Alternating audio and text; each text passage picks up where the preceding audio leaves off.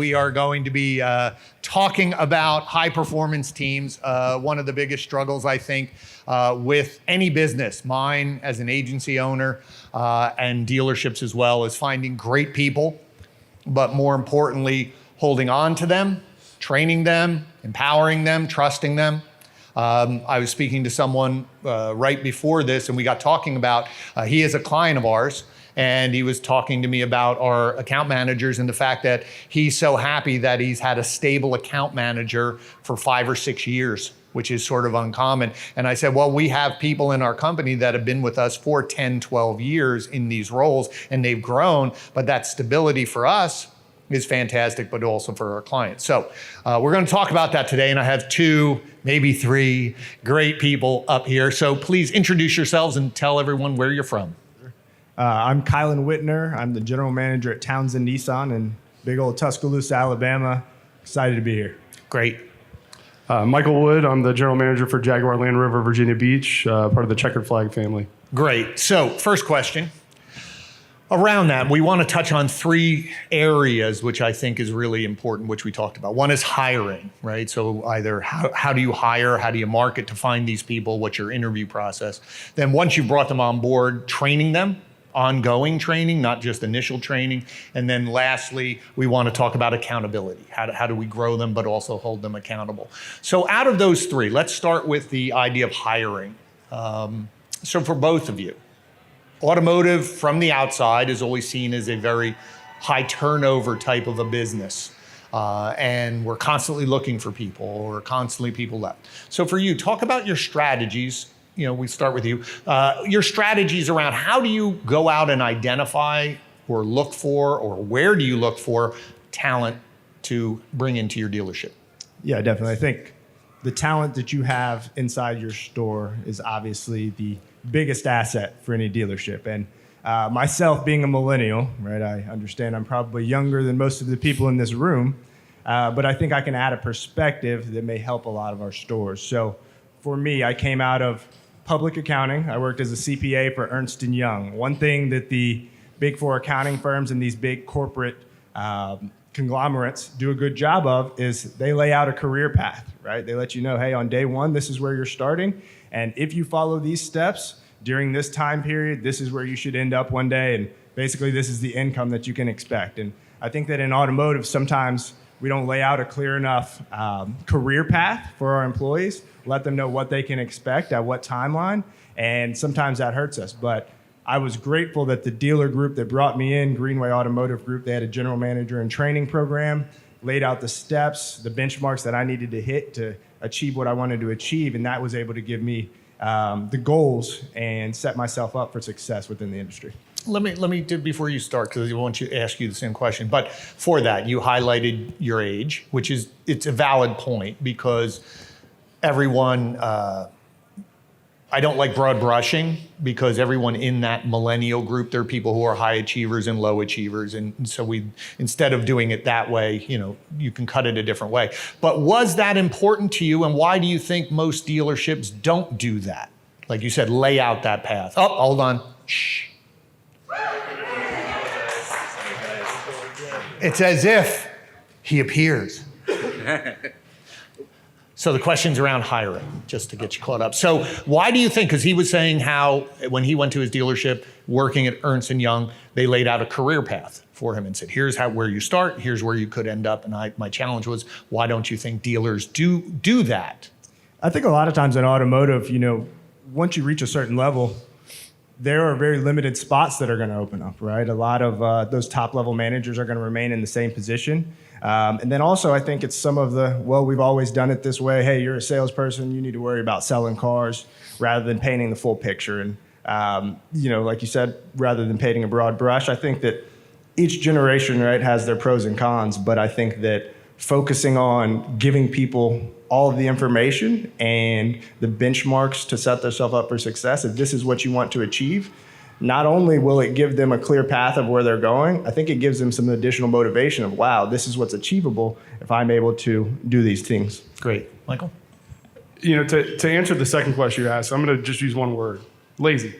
That's what it really comes down to, if we're being honest with ourselves. At the end of the day, everybody that works in automotive is coin operated. And there's no direct correlation to hiring. There's no, until you can measure what that person can do. So people get lazy when it comes to it. And at the end of the day, I think we don't particularly look at what geniuses are required to make that job work. And because we just typically will hire people, put them in the position, and hope that they're going to be the right fit, instead of looking at the position and saying, this is what defines that position as being successful, and these are the characteristics and traits of which will make that person successful. So how can I find those characteristics and traits in the person that I'm hiring? What are their working geniuses, and do they align with the working geniuses that are required to make work happen for the role that we're trying to put them in? There needs to be intentionality in hiring.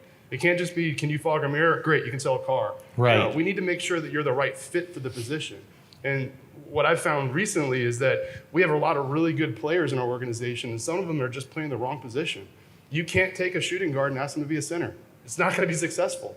But Right. if you identify that they're a center and put them in that right position, man, it's amazing what you can get out of those people. What I like, and I want to hear your opinion on how you hire and identify. But I think that's a very important point. What you just said is that and I had to learn this the hard way, and sometimes that's the way you learn, is that we're so quick to fire somebody for failure in the role that they're in, instead of taking a moment and asking yourself, is this a good person? Is this person a good employee? And when you say, yes, they're a good employee, then your next thing should be, is there somewhere else in my organization, right? There was a gentleman who was a manager in a company he used to work for, and he just was not fit, couldn't get the respect.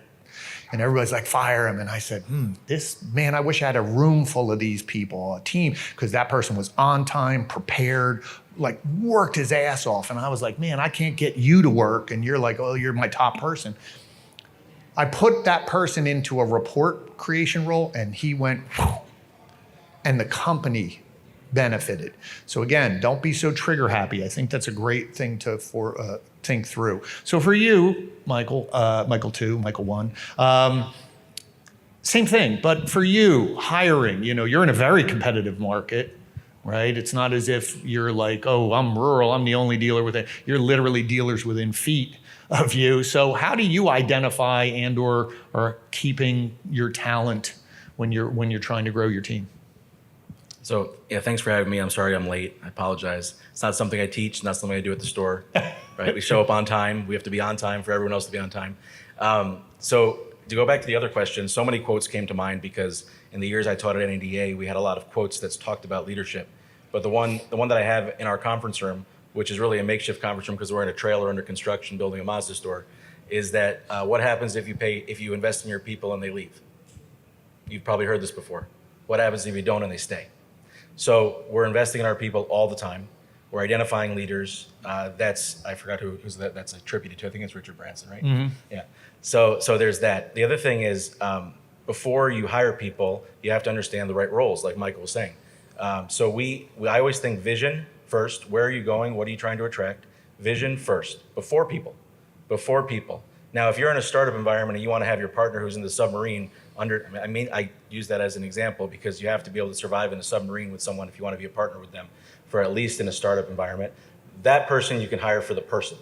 Everyone else, vision, process, structure, people, inventory, marketing.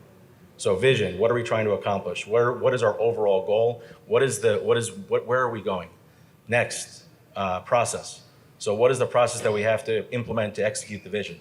Third, structure. How many people do we need? What type of people do we need? What do we need to make sure that the processes don't break down? Because if you don't have the right structure, the process breaks down because you're overworking your people. You don't have enough people to keep it going. Then you look at people. People, what are the qualities and attributes to fill the structure in the positions that are open?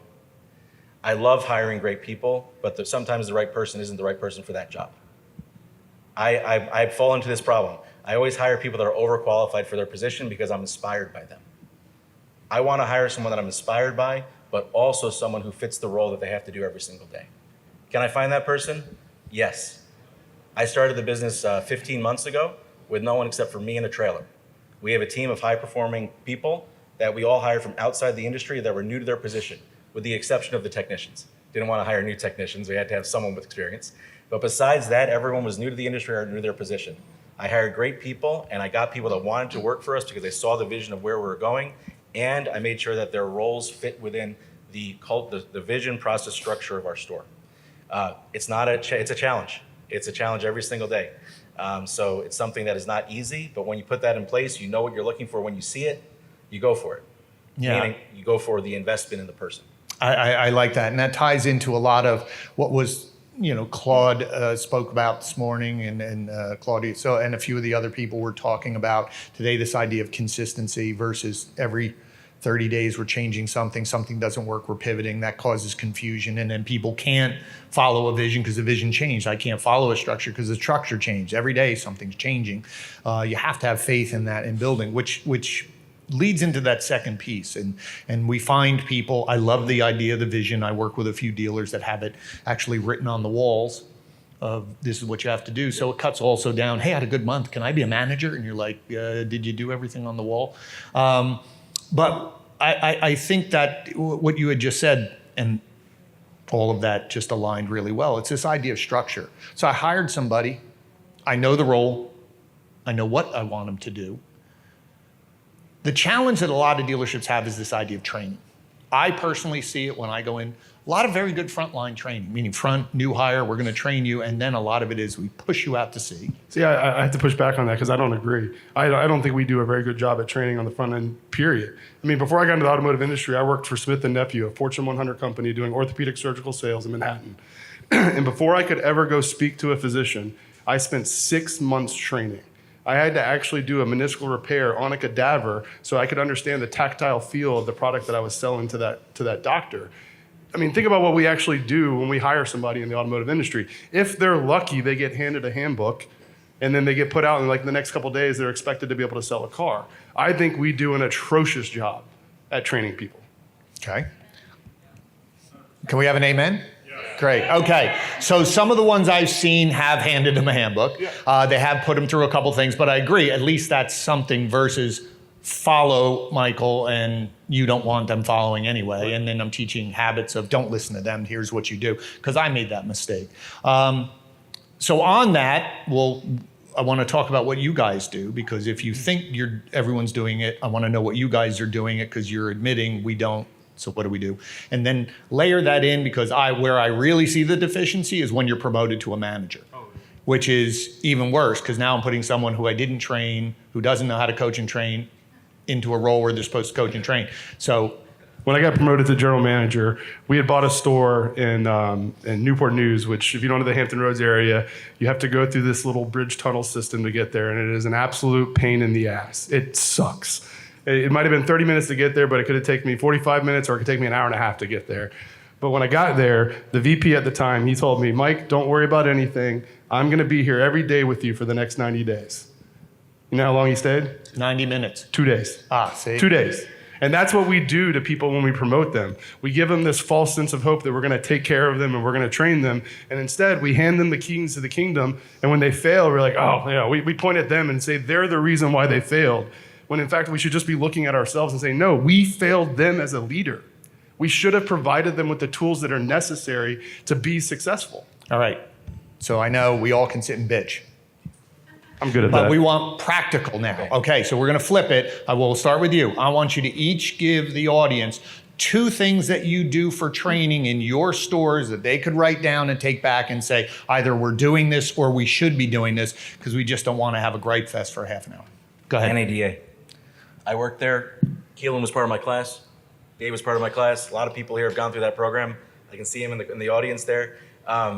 Right now, while I'm here, my sister is going through the academy, full-time learning the entire process to be a general manager. We have 2 parts managers in there, and we have a service manager with her in the same class.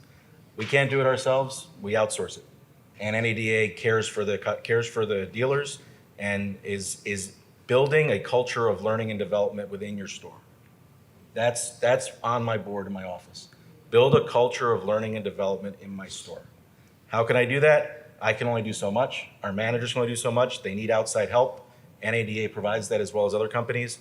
But you know where I worked, I told you. And I'm a very big advocate of using that resource that we have in this industry. Great. I would say it has to be a part of the culture. Everything starts at the head. My dealer sent me to NADA Dealer Academy. Awesome. Come back to the store, and I was able to implement some of those things that I learned there inside the store, obviously, I broke our sales staff up. We're a small Nissan store in Tuscaloosa, Alabama, but it's still maybe even more important at a store that size to train. So my sales staff is broken up into teams. Each manager is responsible for training their individual team 3 times a week. We have weekly huddles, and then they give me a report back. Hey, what did we talk about today? Who was the winner of maybe an objection handling or something like that? And then on top of that, I meet with all of the managers individually and as a group, and we do the similar things. We handle objections. We work through everything just as if we're selling cars, because I feel like the further you get from the front lines, you start to forget some of the challenges that we face down there, some of the things that we hear on a daily basis. So it's very important to, even at the top, make sure we're all on the same page. I sometimes sit on the floor and just take customers. It's fun. And it keeps you there. And it makes it so that your sales process is aligned and it's not wasting time. For sure. Michael? So I'll focus on something that I think we all need, which is technicians, right? So a couple of years ago, I made the decision that I was not going to pay for a technician. What I mean from that is I'm not going to buy somebody's technician that's leaving because they were probably a problem where they were at. I'm going to spend $10,000 to $15,000 to bring that person in. I'm going to pay them through the roof on a flat rate. So what we decided to do is go all in on developing our own technicians. And the first thing we did is we defined what are the core competencies that they should know by certain time periods, to kind of go off what you said in the beginning. And we wrote that out and we codified it. And we hand that to them now when we hire them. We say, all right, you are now an apprentice technician. By day 30, these are the core competencies that we should expect you to have. You cannot move on to the next set of core competencies until you show that you have these ones. And we roll that out for them over a 6 to 12 month period. And we give them a graduation date. And we're like, hey, if you can go through all this stuff, you can graduate in 12 months. Or you can graduate in 6 months. It's on you, but this is what you need to learn. This is the roadmap on how to get there. And we've had a lot of success with creating technicians, and they become a little bit more, what's the word I'm thinking of? They have a little bit more of a love for the dealership at that point, because we're tying in spiffs with it as well. Like when you get to the certain period, might give you a couple $100 to go use at the tool truck, because that's one of the most overlooked things I think in the industry is the capital investment that a technician has to make. So we gamify the process by which that'll get the apprentice technician into becoming a line tech. Great. I'm sure you heard a few things underneath this, and I picked up on it, is when it doesn't happen, we blame them, right? We have a structure. What I heard from you was we have them, they coach, and I get a report. I go sit out on the floor. That ties into this idea of accountability. And accountability can be a bad word at a lot of times, because a lot of people think accountability is yelling, screaming, pointing fingers, or micromanagement, which is not helpful either. So from that idea, so for you, when you're saying I get these reports, walk through, for the audience, tactical things. How do you make sure that it's really happening, without calling your manager out and going, did you really check? But how are you really inspecting what they're doing to make sure it's happening? Yeah, I think you've got to manage from eye level, right? I'm in the dealership all day, every day, involved in deals, right? Like Mike said, sometimes you've got to get out there and catch a customer, right? Get on the sales floor. I can understand by looking at the metrics of who had a successful day if what the manager's feedback that he's giving me is accurate. Is he actually training this person? Did they improve from 6 months ago to where we are today? And the training that we should be doing, with that training, we should see it in the results. Yeah. So one of the things that I expect is customized videos on every lead that comes in sales, and technician videos on every customer that comes in service. Some of those are tracked by our manufacturer. Some of them are not. So the videos in sales, what I have is I have an automated response when someone inquires. It's a video of me saying, what should you expect from our store? You should expect an automated response from it's an offsite AI agent, right? Saying that to answer your basic questions, you should expect a phone call from our client advisor within 5 minutes, and you should expect a video that's personalized within 30 minutes from our team. If for whatever reason we don't deliver upon that, I don't say it in those words, I say it in a little bit nicer, but the point is that when I set that standard and I send that video out, I expect my team to deliver upon it. And when they're not, because we see video delivery percentages on sales, I say, am I a liar? Am I lying to our customers? And they trust me and they believe me, and they want to make sure that they can answer that saying no. So that gets them going, and it helps. And then they realize that it works. And then they realize, oh, we sold the car because of that. Oh, we had that lead that came in that was from out of state that no one would have thought we would have sold. And guess what? I'm going to deliver that car to Tennessee myself if I need to show them that we're not going to say no, can't help you, which happens, right? It happens when the deal is difficult. You were itching there. Go ahead. Yeah, this is similar to that and similar to your point you made about accountability sometimes being a negative word. So my background, I played college football at Syracuse University, and so everything in college football Go Orange. Go Orange, yeah. Oh, hey, nice. There we go. Connection. Everything in that is accountability, right? Across the board, from what you weigh when you walk in the building to did you do all your reps? I mean, everything is down to a T. And I think that sometimes we get in the corporate world or in our dealerships and we view that if I have a one-on-one with someone, they're going to see it as negative, or if I hold someone accountable, they're going to see it as negative. But I think if we're able to develop a relationship, right, with all of our employees, they're able to walk in our doors and have a conversation with us in a comfortable manner, then that accountability almost becomes commonplace. Before I walked in here, I had a salesperson who was 22 years old call me and say, "Hey, Chief, how'd it go?" Talking about me speaking today. This guy's 22, you know what I mean? He's just checking in on me, making sure we're doing things the right way. And I think that that's pervasive amongst the culture of everybody. Hey, we're going to perform at a high level all the time.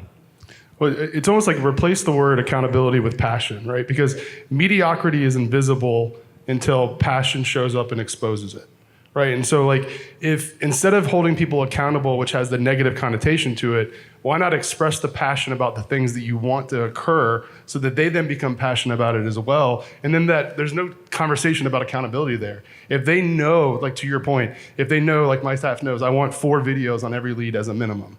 And I'm super, super passionate about them. And through that passion, I hold them to account. Without ever having to be like, Mike, you didn't get 4 videos on that one. You averaged 3.5 this month. That's a boring, non-fun conversation. But if I lead with passion, passion is transferable. It's what sales is essentially. So now my brain is going at 80 miles and we have a few minutes. But there's 2 things. I know there's people in the audience. I know it because I just feel it going, that all sounds good. Sounds great. But that's not my store. Or my leaders don't do it that way. Or I'm not allowed to do it. I wish I could do it. But Mike sells 20 cars, 25 cars, and he's got his own schedule. And he doesn't have to listen. He doesn't have to do it. And he's not called out. There's so many of those variables. So there's that, because it's not a football team. And it ties back to what we were talking about with hiring. If I'm not doing a good job hiring, got to hold on to people that really aren't doing a good job. And am I willing to risk pushing someone out? Because it isn't all, and you could have all the passion in the world, but I can't get rid of that person. So what do you say to the people out there who are saying, I wish it could be, but what do I do with those people that have special rules? And do you have people with special deals? No, there's no special rules. We all play by the same rules. We all show up every day and do the same thing. I don't care if you sold 30 cars last month. That doesn't give you the right to be disrespectful to your teammates. Because I don't look at this as an individual sport. I look at this as a collaborative effort to give the best customer experience possible. And so if you look at it as an individual sport, that's when you're going to get these silos where people feel entitled to be able to take, work the schedule they want to. Oh, well, Johnny sells 30 cars a month, so he gets to show up when he wants to. No, he doesn't. Johnny shows up on his schedule just like everybody else does. It's not right. What kind of culture are you creating for your staff if you let them know that the only thing of value is what they can produce? Yes, I understand that that's what pays the bills, but Johnny could be selling 30 cars a month and giving the most deplorable customer experience out there. Is that really of true value to your dealership? Or blowing through leads and just cherry picking away. Exactly. Yep.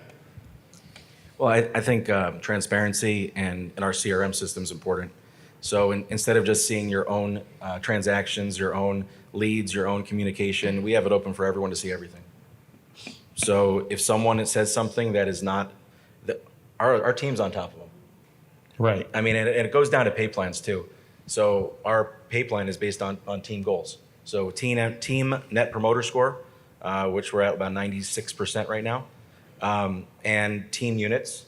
So they have a big incentive to make sure the customer experience is done well. So when someone's off, their messages are answered by the rest of the team. And if someone says something that is not in accordance with our standards, everyone gets on them. And if they don't get on them, I'm happy. It's a teammate, right? Teammate getting on you for not performing when you need them to. It's funny, like one of my best mentor in this industry, a couple of people will know him, Pete Lively. He told me when I got promoted the first time, he goes, when you get promoted right now, this is the opportunity for you to be the manager that you wanted to work for. And so to those of you say that you're in a position right now where you don't feel like you can make the change or you can't do it, when you're given that opportunity, you're at a fork in the road. You can either go along with what you've been doing, which you would probably admit that you didn't enjoy, or you can be the manager that you've always wanted to work for and challenge the status quo and push back against your group. Listen, I don't necessarily always have the full support of my dealer group in my views, and I'm constantly having to push back. But I'm not going to stop because I'm unapologetically me and I'm focused tremendously on the customer experience.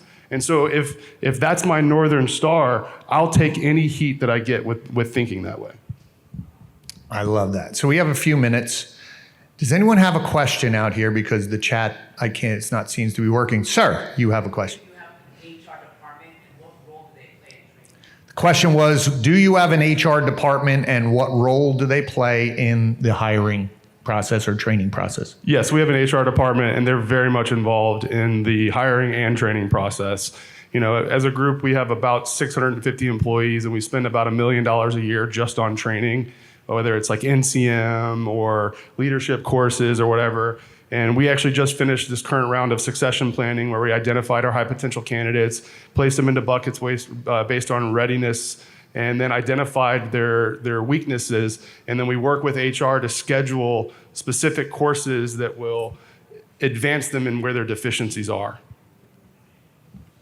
Another question.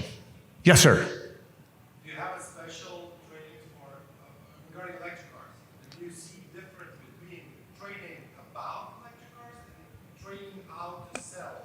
Okay, so the question was, do you have a specific training around EVs and do you have a different view on training for EVs versus selling? So knowledge versus how to sell EVs. I never would have thought Ziggy would have asked a question about EVs. Anyone? I'll say on the technician side, yes.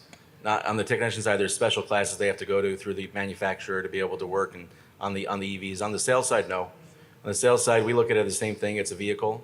There's classes they have to take in order to be certified to be able to from the manufacturer. But overall, we want the salesperson to be able to sell, whether it's an ICE engine, whether it's an EV, whether it's a hybrid, whether it's a plug-in hybrid. They need to be knowledgeable about everything, and they're not shying away from EVs.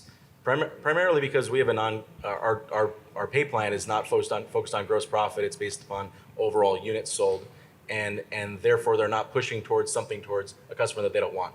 And it's also, it doesn't matter if it's an EV or if it's a plug-in hybrid. We have to be trained on all of them to deliver the experience that they need. Yeah, and I think that if you're not doing a good enough job at making sure that your staff understands what charging looks like, reducing the customer's effort to transact needs to be another Northern Star, right? And so when we think about the powertrain of an EV, the biggest barrier to adoption is charging. And so how can we reduce their effort to transact? Well, we can become knowledgeable about how they can get a level 2 charger in their home. We can even facilitate that for them and make that another revenue stream for the dealership, because we all know front end margin on EVs is fantastic, isn't it? No, it's not. But we need to be able to make sure that we can answer these questions for the clients and make it incredibly easy for them to utilize EV. So I think that I agree with Michael. I mean, you have to understand the powertrain that is moving the unit, and we're going to sell what the manufacturer gives us. But we need to make sure that when that client comes in to buy an EV, that they are not smarter than we are when it comes to how to charge a car. And I would say that probably right now, and this is maybe a conservative number, 75 to 80% of customers are significantly smarter than we are when it comes specifically to the charging apparatuses. Okay, I have one last thing for each of you. Oh, you just waving or? Quick question. Quick question. That's for Michael. Can you elaborate? We're talking about accountability when you're in a store. Right. To manage by walking around. That's my first one. And the second one, who's your favorite GSM you ever had? That's the two that I've had. Anyway, wow. Pat me on the back, please. Okay, quick. Less than 30 seconds. What's the one thing that you are each working on for yourself? What are you working on that a year from now you're going to say, I'm glad I invested that time in myself. That'll help me and my team. What's the one thing you're working on? I think accountability of myself, of understanding the metrics across the entire store, right? I'm a young GM. I need to know more about the ins and outs. I can understand sales volume and how to sell more cars, but I need to understand at every level from compliance to selling cars, how we're operating and what metrics we need to hit. Great. Michael? So when I first got into the industry and I got promoted, I was your typical manager that was an asshole, for lack of better terms. You know, I was a command and control manager, and it worked, right? And then my mentor Pete beat that out of me, and now I've moved all the way to the other side. And so for me, it's like trying to be okay with being somewhere in the middle. Because like I feel better when I'm being more empathetic and more compassionate with my staff, but I find that the more I lean into that, I maybe let go of some of the accountability aspect of it, just being candid about it. Sure. And I think it's something that I have to come to terms with, that I can still be compassionate about Dave, but I can also still hold him accountable in a positive way. And that for me is an evolution that I'm having a trouble with. Especially because he's your favorite. Exactly. He was my favorite. Great. We'll end with you. What's the one thing you're working on for yourself that a year from now you're going to say, I'm glad I invested that time? Yeah, so I'm very protective of my team in terms of their hours that they work at the store. Protective of my team in terms of the hours they work at the store. I don't allow them to work more than 40 hours a week. I force them to go home, even if they want to. But I don't do the same thing for myself.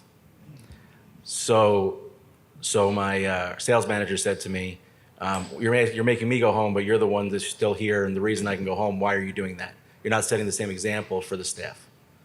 But I have a hard time doing that. I know it's important to them, but I have a hard time doing it myself.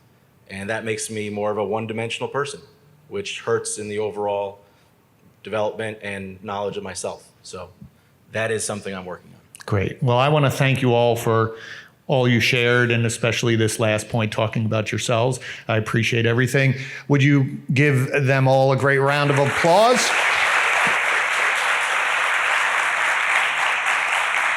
They will be around. Did you find that valuable? Was that helpful for all of you? Great. Awesome.